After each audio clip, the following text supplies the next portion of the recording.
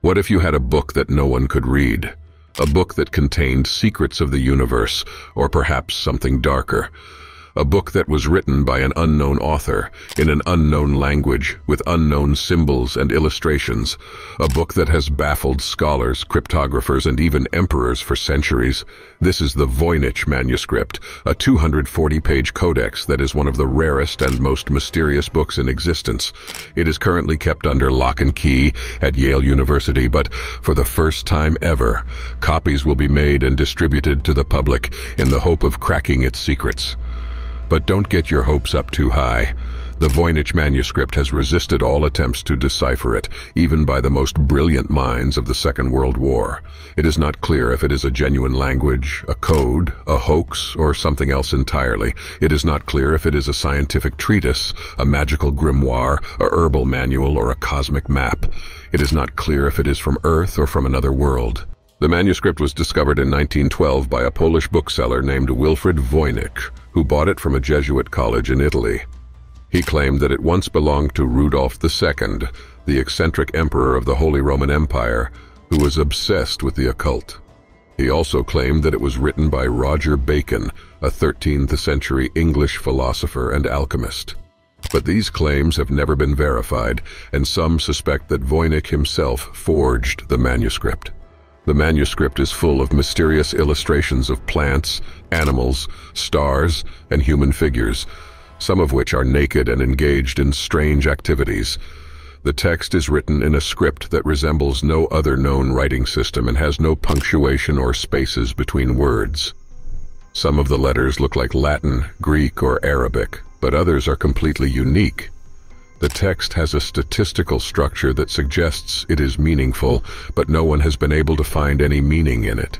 The manuscript has inspired countless theories and speculations, from the plausible to the absurd.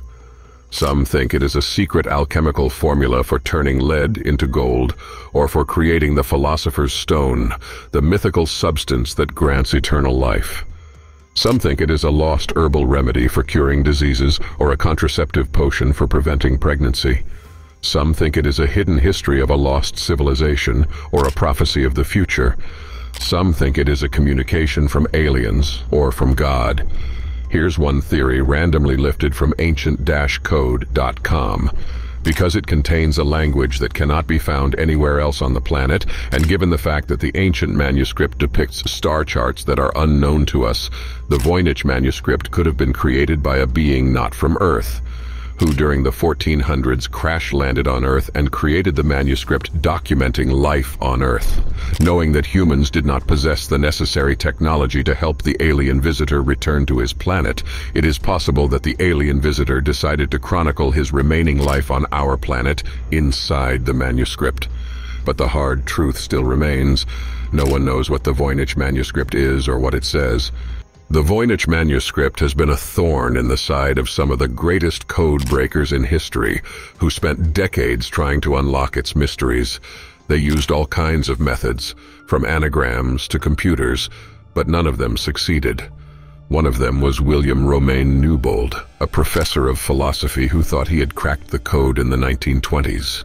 He claimed that the manuscript was written by Roger Bacon, a 13th-century alchemist, and that it contained microscopic symbols that revealed hidden meanings. He even said that the manuscript had a recipe for making a telescope centuries before Galileo, but his theory was soon debunked by another scholar, John Matthews Manley, who had worked as a cryptologist during the First World War.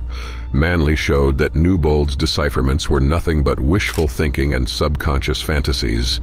Another one was William F. Friedman, a legendary cryptographer who broke Japan's code purple during the Second World War.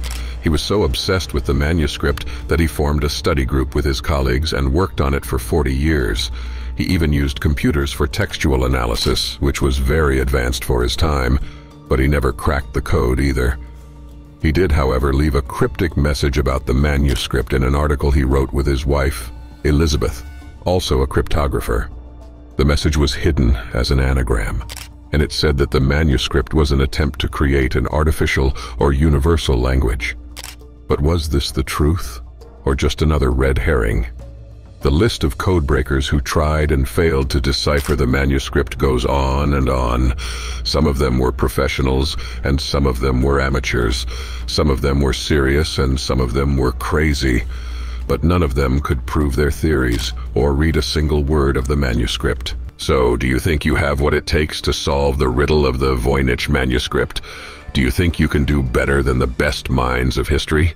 Do you think you can find the key to the code or the code to the key? Do you think you can uncover the secrets of the universe or the secrets of the author? Do you think you can read the unreadable book? If you do, then go ahead and get yourself a copy of the manuscript. But be prepared to spend a lot of time, money, and brain power on it. And be prepared to face disappointment, frustration, and confusion. And be prepared to join the ranks of the Voynichologists, the people who have dedicated their lives to the manuscript and who have never found the answers they were looking for. But who knows? Maybe you will be the one to break the code. A researcher has found a new clue that could reveal the identity of one of the book's early owners and how it ended up in the hands of the Holy Roman Emperor Rudolf II. The researcher, Stefan Guzzi, is an expert on the history of the Holy Roman Empire.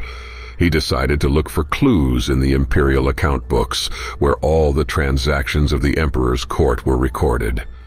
He hoped to find a record of the book's sale to Rudolf, who was known for his passion for collecting rare and exotic books.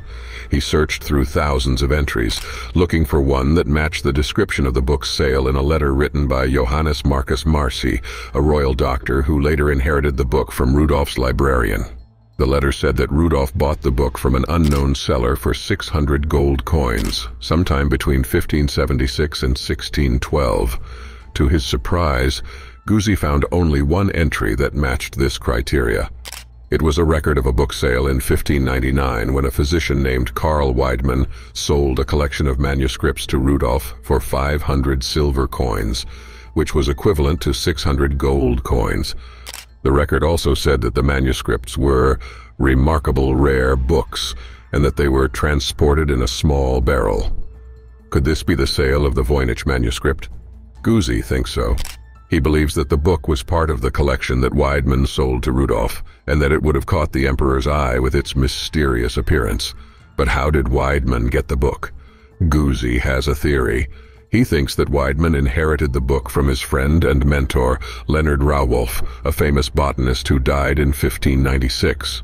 Rauwolf had a small library of books, and he may have acquired the Voynich Manuscript during his travels to the Middle East and Asia, where he collected plants and herbs. If this is true, then Guzzi has traced the book's ownership back to the late 16th century, adding another piece to the puzzle of the Voynich Manuscript. But there are still many mysteries left to solve. Nowadays, you can find people trying to crack the code on Reddit. There are many competing theories. Some suggest that the manuscript might be part of a con world or constructed fantasy. But then one poster responds, "I don't see why someone would create such an expensive manuscript if this were the case." Another Redditor asks, "Anyone else wondering if this is material from a lost Mayan codex?" We'll never know for sure. In today's video, we explored the mysteries of the Voynich Manuscript, from its cryptic text to failed attempts at decryption. Don't forget to subscribe to Mystery for more intriguing historical mysteries. Thanks for watching.